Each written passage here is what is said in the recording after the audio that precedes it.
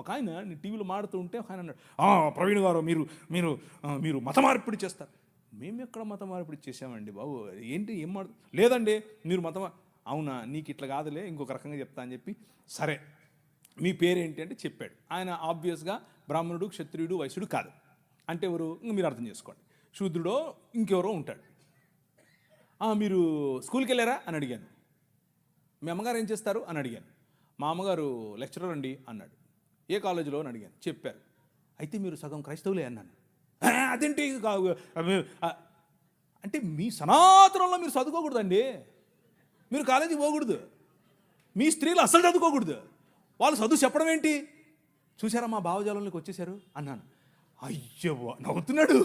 అయ్యో బాబోయ్ మీరు ఏంటి ఏది చెప్పినా నువ్వు సగం క్రైస్తవుడు అన్నాను.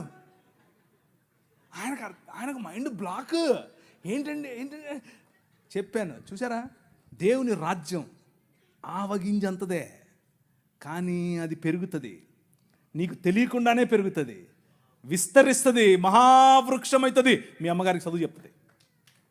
అర్థమైందా? ఎలా కట్టాం, నీ రాజు ఎలా కట్టాడు?